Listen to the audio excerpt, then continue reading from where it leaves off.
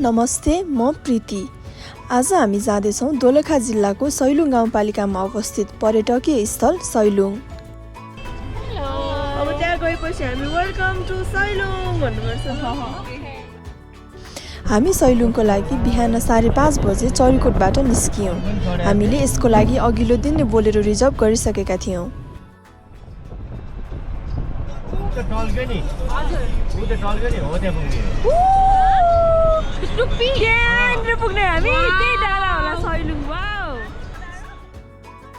सुन्दर बिहानी, हरियाली अनि शान्त र स्वच्छ वातावरण, खरीढुङ्गाको निकै नै मनमोहक दृश्य हेर्दै हामी लाग्यौँ सिन्धुपाल्चोक जिल्लाको मुडेतर्फ। मुडे बजारबाट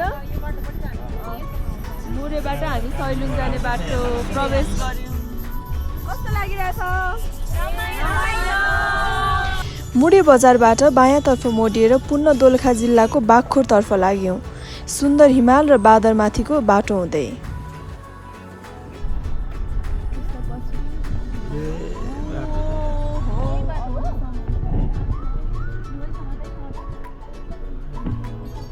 बाटो चाहिँ अलि अप्ठ्यारो रहेछ यहाँनिर। यो ठाउँलाई के भन्छ भाइ? ढुङ्गे त अझै माथि हो। माथि जाने चाहिँ एरो देखाएको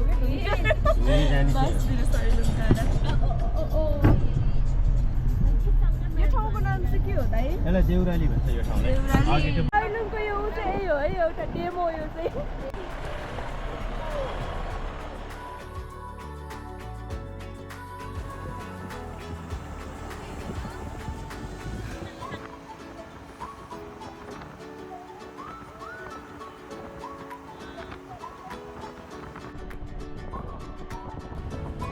हामी श्रावण महिनामा सैलुङ घुम्न निस्किएका थियौँ। यो समयमा बाटोको अवस्था भने ठिकै थियो। हाम्रो बोलेरोले अप्ठ्यारो बाटोहरूमा पनि मजासँग तानिरहेको थियो। केही साथी बाटो हेर्दै डराइरहेका थिए भने कोही चाहिँ जङ्गलको हावामा प्रकृतिसँग रमाउनमै व्यस्त थिए।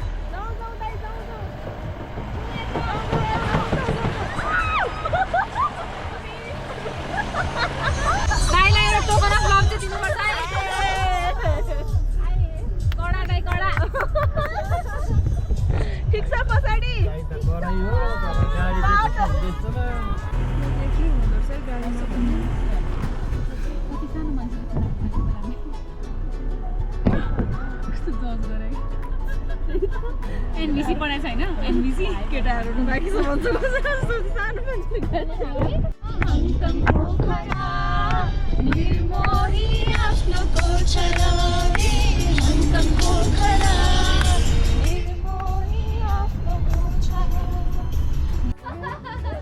हामी अहिले कहाँ आइपुग्यौँ भन्दा सैलुङ 8 कालापानी दोलखा। अब हामी यहाँ चिया खाएर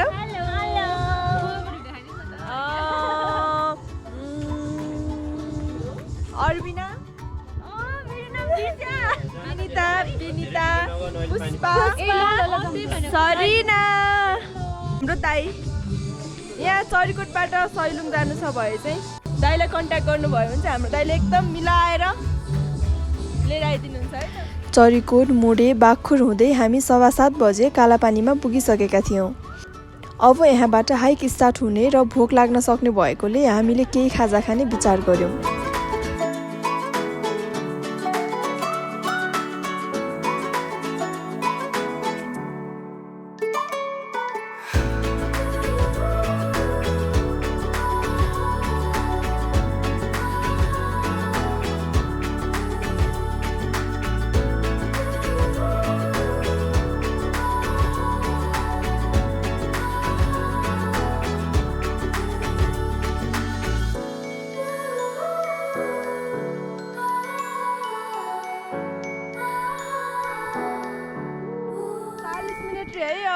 गाइज हिँड्न सक्नुहुन्छ नि सैलुङको मिनी ग्रेट वाल सक्न हामीलाई लगभग 30 मिनट लाग्यो र हामी फोटो भिडियो खिच्दै भ्यू टावरतर्फ लाग्यौँ।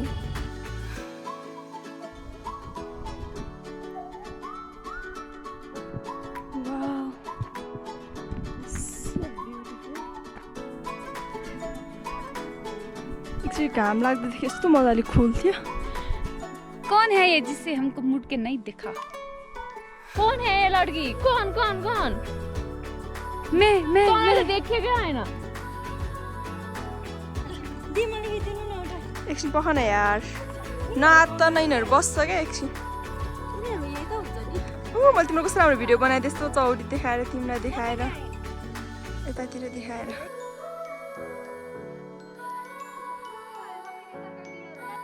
बिन्ता निरौलाले चाहिँ यहाँ आयो भने अर्को स्वर्ग देख्नुहुन्छ भन्नुभएको थियो। स्वर्ग हेर्नुहोस् है गाइज ल।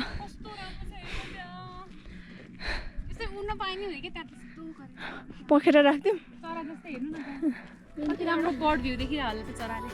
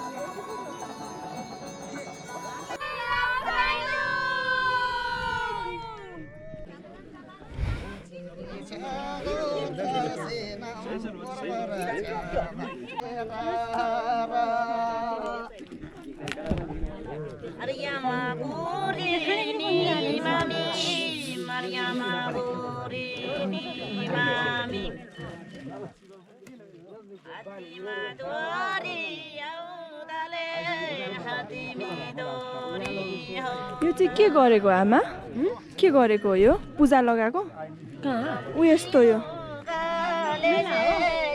भनिराख्नु भएको छ पूजा लगाएको होइन पर गीत गाएको। ए रमाइलो मात्र गरे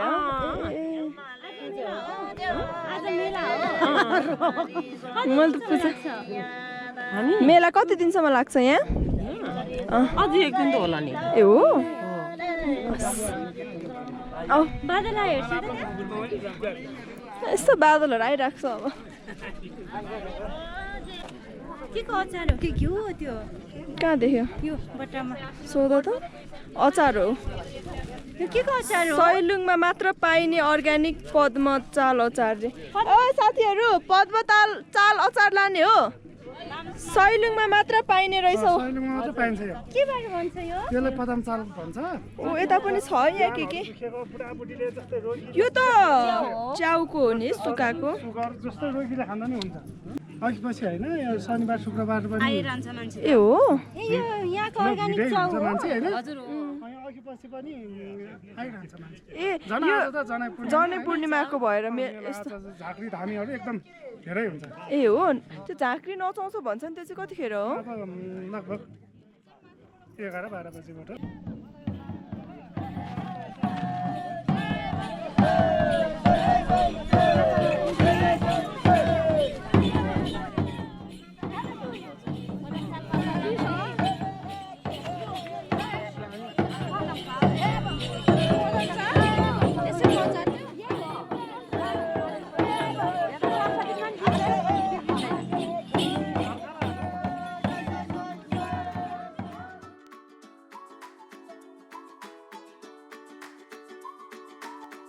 चढ्दैछौँ है हामी चाहिँ बिस्तारै बिस्तारै।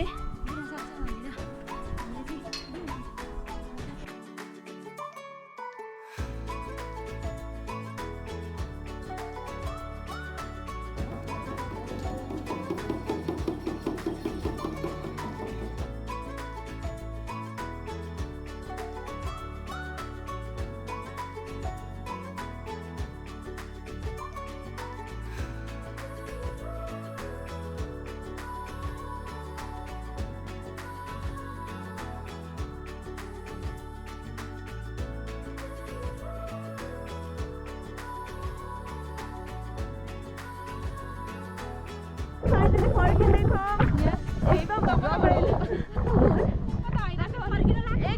नै रमाइलो भयो कस्तो भयो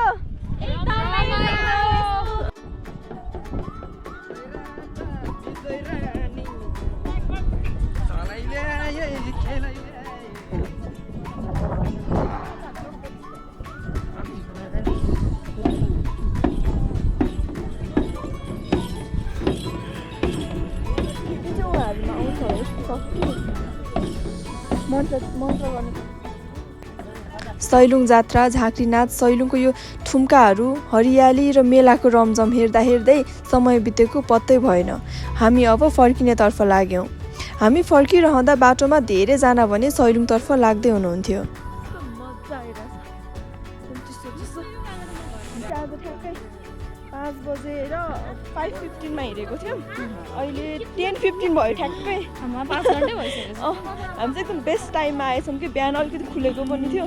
अहिले चाहिँ सबैजना यो जात्राको लागि मासतिर आउँदै हुनुहुन्छ, हामी चाहिँ तलतिर झर्दैछौँ। सो यहाँको भ्यू चाहिँ यस्तो छ है। अहिले चाहिँ अघि जाँदाखेरि अलिकति पनि खुला थियो यहाँनिर। ए लेडिजहरू पनि हुनुहुँदो रहेछ नि है यस्तो नाच्नुमा। ठ्याक्कै मिनी ग्रेट वाल भयो। हामी चाहिँ यहाँनिर आइपुग्यौँ। उहाँहरू सबजना यसरी यहीँबाट रेडी भएर माथि जानुहुने रहेछ।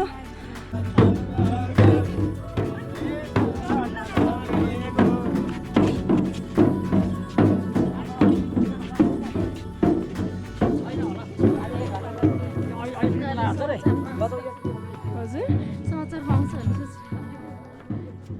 कहाँदेखि नचाउँदै ल्याउने रहेछ यो दाइ? यो तलैदेखि नचाउँदै ल्याउने हो यसरी? हजुर हजुर घरदेखि नै। ए घरदेखि नै? कहाँबाट आउनुभएको हजुर? हामी त यहीँबाट आएको नि यो ए यो सबै ठाउँको यहाँ ल्याएर नचाउनु हुने आज चाहिँ?